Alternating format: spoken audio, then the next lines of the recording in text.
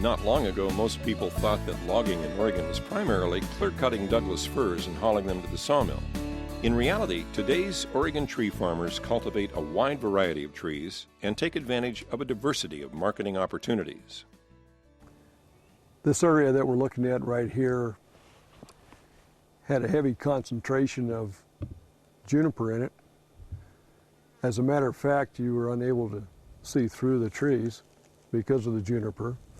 And we came in here a couple years ago and harvested all the juniper that was in this timber stand.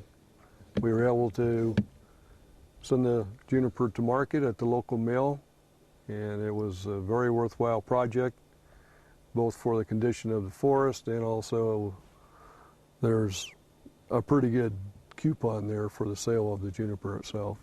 We've planted multiple species on this property. These are Valley Ponderosa pine. Bob Maley gave me these seedlings.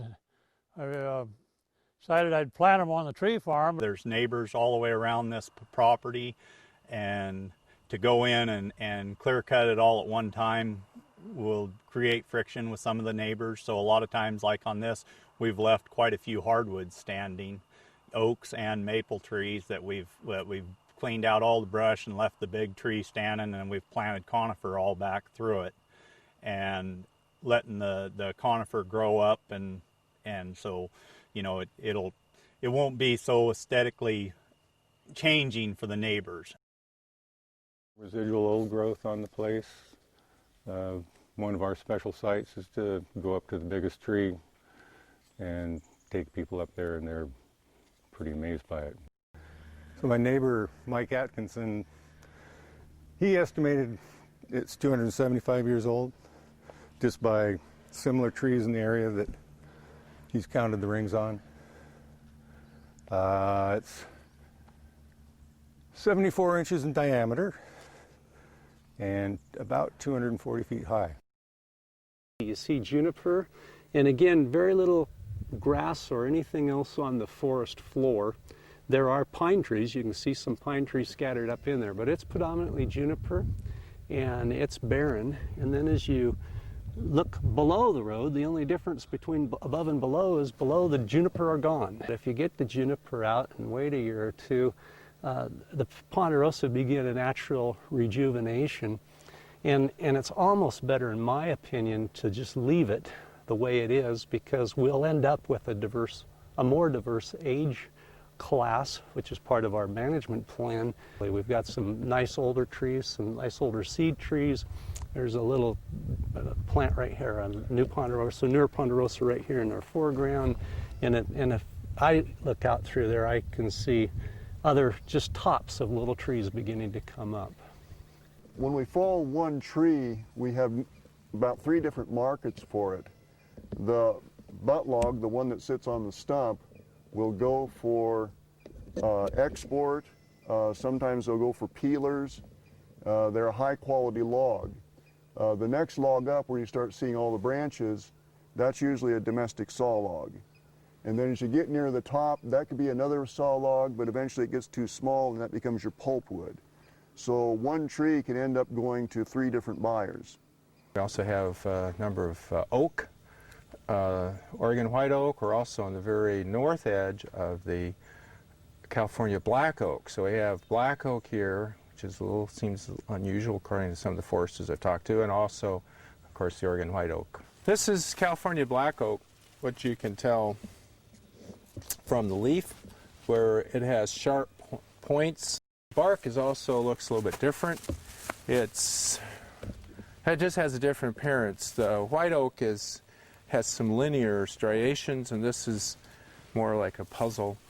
Back in 78 and 79, it was recommended just cut out all the oak and grow fir trees. It's, of course, not our recommendations anymore. We're trying to preserve the oaks, at least the, broad, open crown white oaks. We have a thinning operation demonstration today by the Melcher Logging Company, and everybody's really enjoyed watching the machinery work.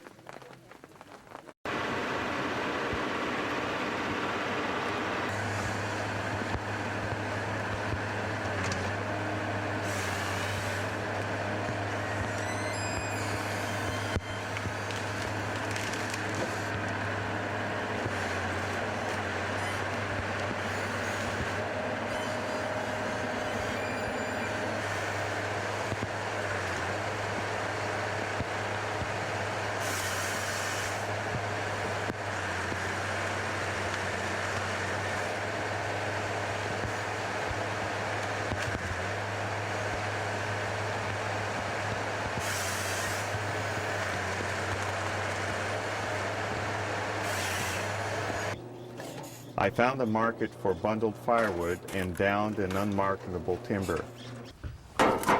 We go ahead and first preload these baskets with wood, trying to make them as tight as possible.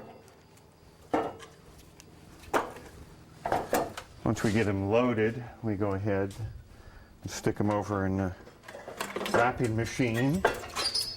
Drop the tray out from underneath and grab a label. Go ahead and start it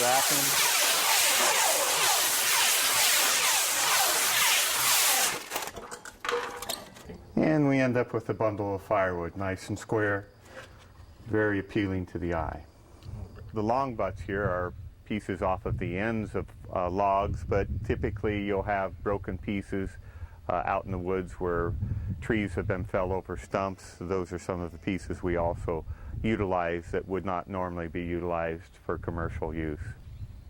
This is another product we produce for the Oregon Woodland Co-op, is kindling made out of cedar. Cut down, very good for starting fires. This weighs 200 pounds. This is a 4-year hybrid poplar that we thinned out at the stand down by the well house, and it was cut and kilned or just dried out in the sun. We peeled it as soon as we cut it, and we've been experimenting with cutting the poplar into different lumber products. And of course, you can buy a piece of poplar board in Lowe's for, it's pretty expensive per board foot, $2, $3 a board foot for poplar. So like, it's actually used in poplar in furniture building, and of course the poplar plantations, everybody has seen those on Highway Interstate 84. They originally started that for paper, for fiber, and then when it got sawlog size, they went, whoa, guess how much you can sell this? And they actually built a sawmill in the middle of those 22,000 acres of poplar. So there's a market for poplar, and we're thinking about expanding our poplar plantation